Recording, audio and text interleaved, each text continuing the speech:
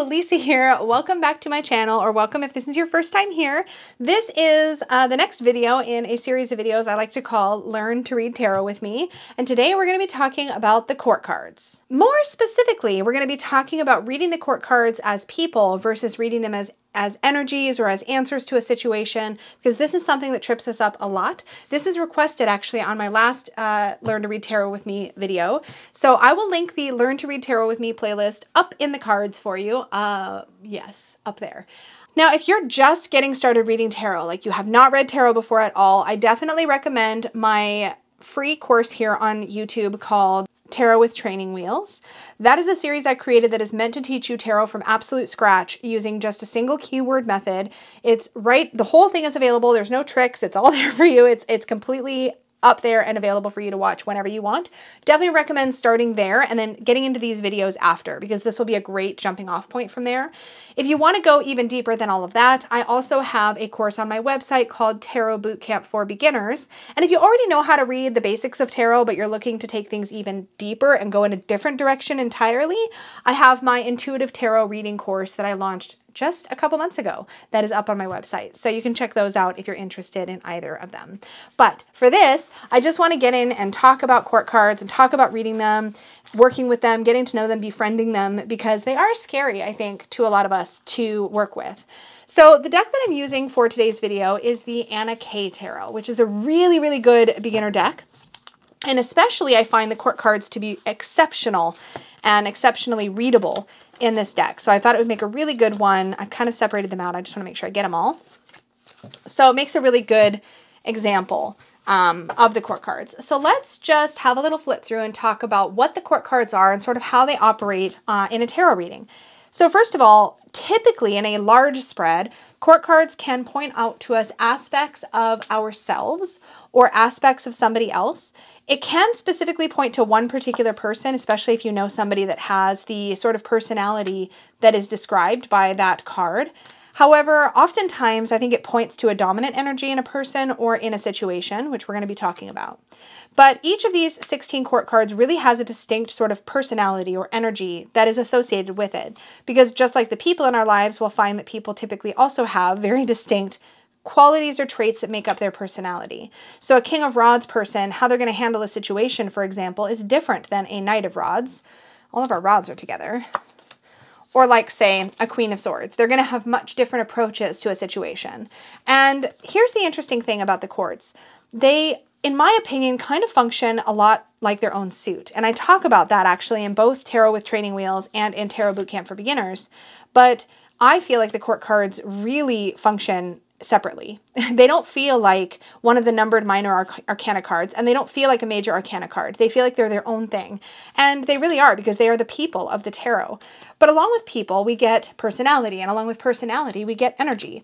A King of Cups person might be a particular way in general, or might show up, or the King of Cups qualities in you might show up a particular way.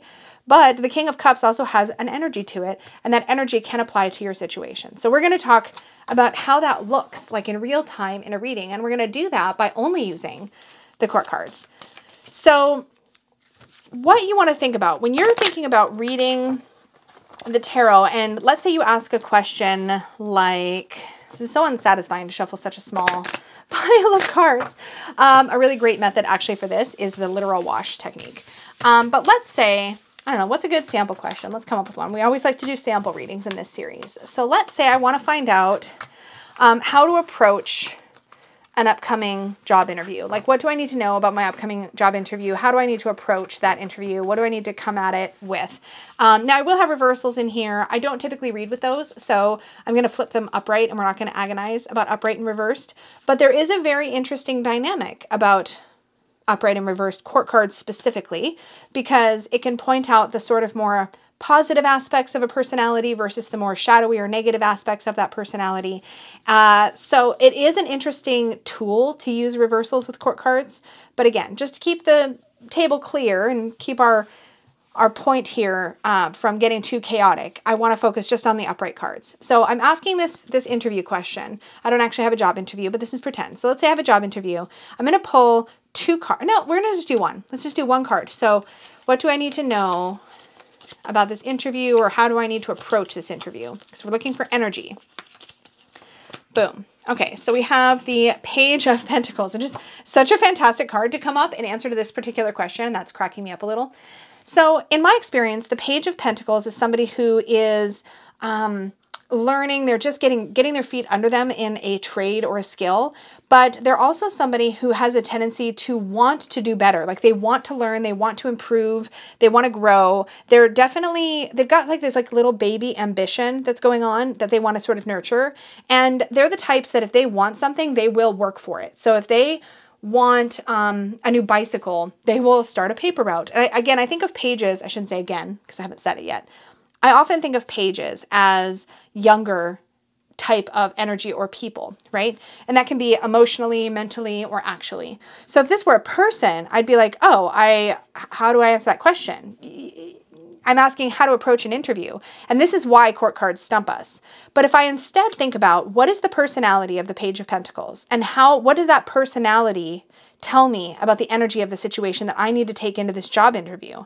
Well, I need to be not afraid to admit where I'm still learning and growing, but be very clear in saying that I am determined to continue to improve my skill set, that I'm looking for a job I can learn in. These are things I could bring up as strengths in the interview itself. I could also bring up some of my personal weaknesses that maybe I have a tendency to, what's the word I'm thinking of? To, maybe not a tendency, what's a better way to express what I'm thinking? I might be the type of person, I'm the type of person that's not afraid to admit when I don't know the answer, but I'm also very determined to find out the answer and to prove myself on the job. And so these are all things I could point out. Now, that is sort of how I could step into this personality or use the traits of the Page of Pentacles in this interview. But if I was looking at this to answer, what do I need to know about this upcoming interview? I would say I need to come at it not assuming everything's going to play out the way that I imagine it will. The Page of Pentacles, and all the pages really, bring a certain amount of like open-mindedness to every situation. There's an open-minded energy. They're still malleable. They haven't fully formed their ideas or their opinions yet, so they're still open. And that's, again, true of all of the pages in my experience. And so that tells me that I need to bring some of that open-minded energy. Perhaps the job that I immediately think I wouldn't qualify for, or maybe I immediately think that they don't like me. I need to like go at it confident and open-minded and like willing to put the work in. That's kind of how I would interpret that energetically. So let's take a different question, something a little more, Okay, let's look at the energy of a situation. So let's say, what do I need to know about the energy in my relationship right now? What do I need to know about the energy in my relationship right now? And I'm just doing a self-reading for this, and we'll see. So the energy in my relationship, what do I need to know?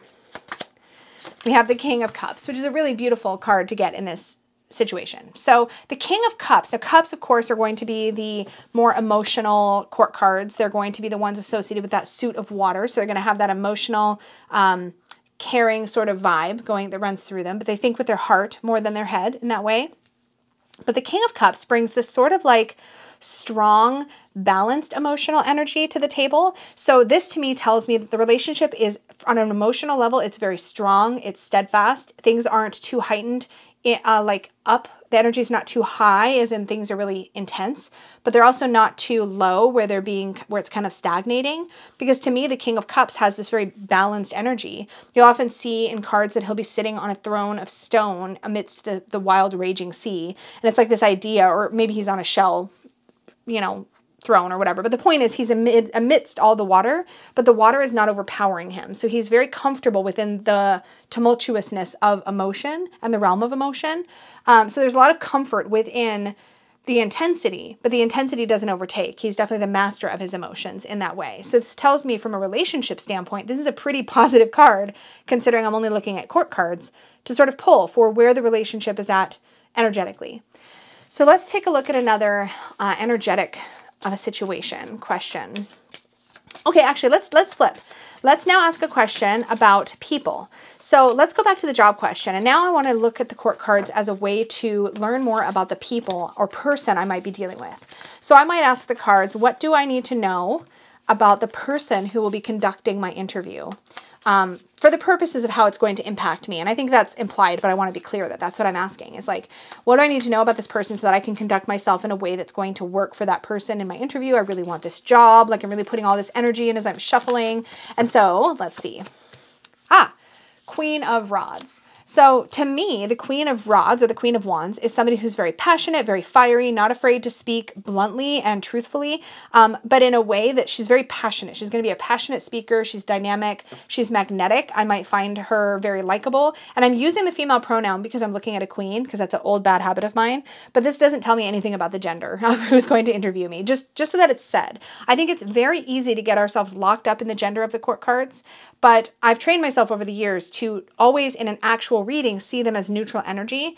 In this case, I like immediately feminized her because I was looking at this specific card.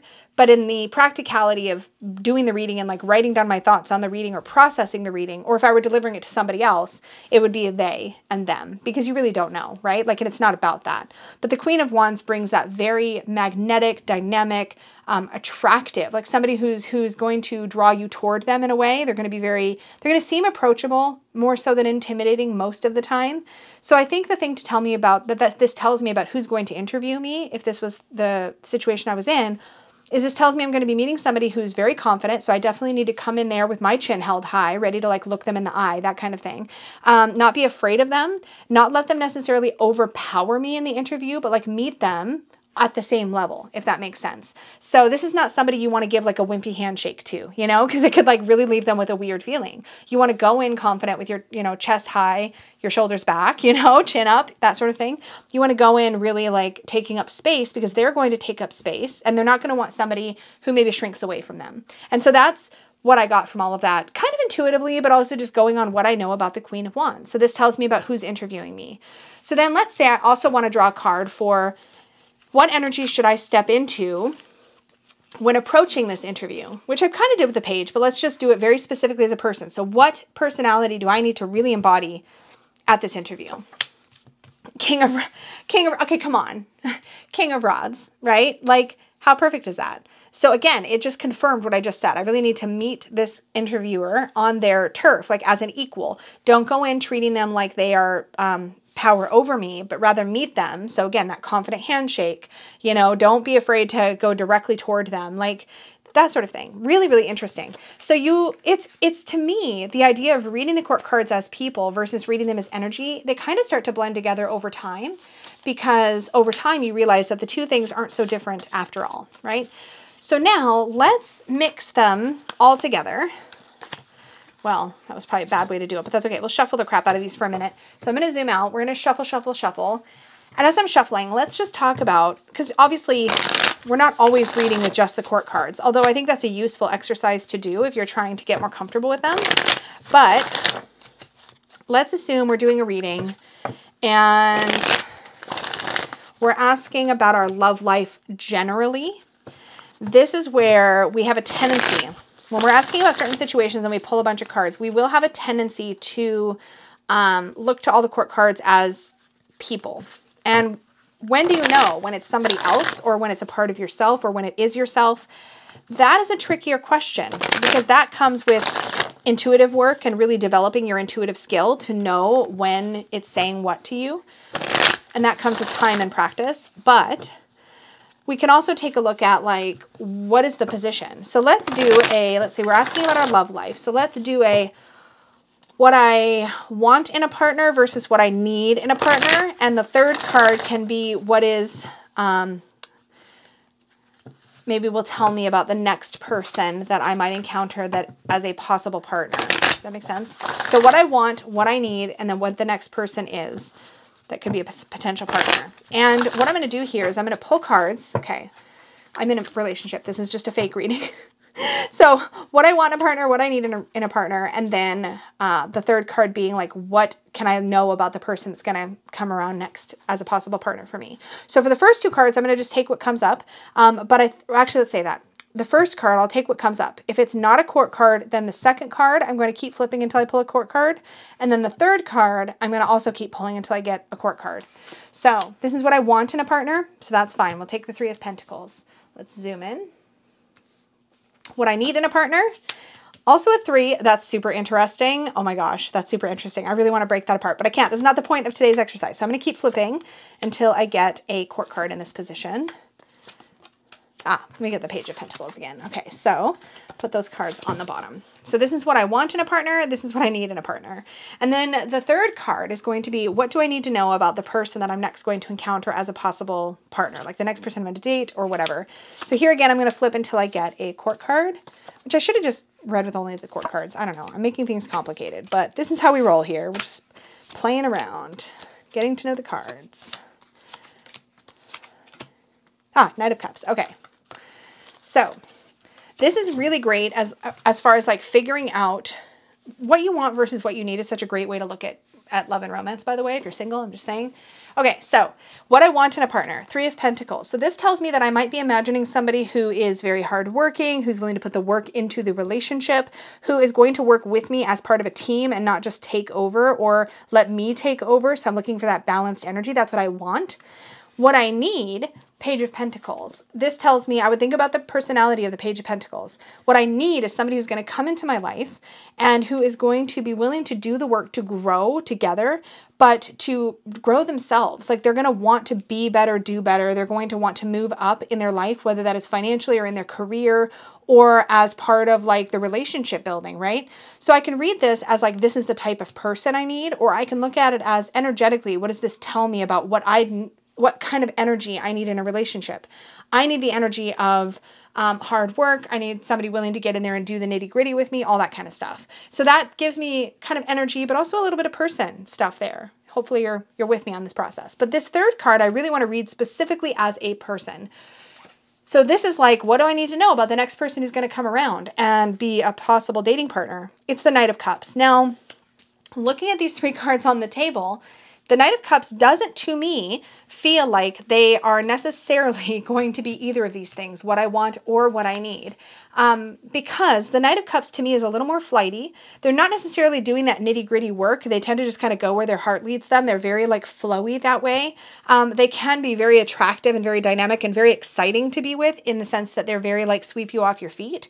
But they're not necessarily the types that are going to be really getting into all this like boring work stuff when it comes to a relationship. And so this tells me that the next person I encounter, I need to keep an eye out. And if they seem like this type of person, based on what I know I want and need, I may want to walk the other way.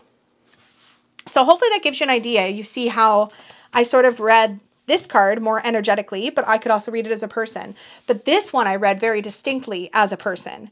Now, something else you could add on to this is what qualities are important for me to bring to my next relationship. And we're just going to still pull until I get a court card. Oh, I think I put these back on top. That's okay. So keep going until I get a court. These are definitely repeats. I'm so sorry. I put this back weird. That's okay. Now we're into new stuff. And you don't have to do this with just court cards. I just want to show you kind of how that would feel. Okay, so Page of Rods, really interesting. So this is the qualities that I need to bring into my next relationship.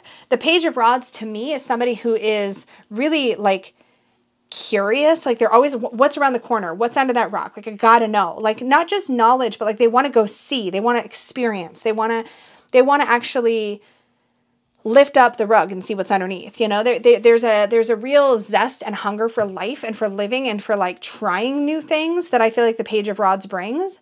So that tells me that as much as I might want to need somebody who can work and work hard, either in life or in the relationship or both, I really need to bring a sense of adventure and a sense of like kind of being open. Again, remember I said pages bring a lot of that open-minded energy to the table, and they definitely do in my experience. But the Page of Rods, he's fire, right? He's open, but he's also really like, he wants to go places and do things. He wants to be that mover and shaker that the Knight of Wands is. And so the Page of Wands to me is like that invitation to remember that even in the dating realm, it's all a big adventure. And like to not necessarily get so locked up or rigid in what I think I'm going to be looking for or wanting or attracted to that I miss an opportunity for love.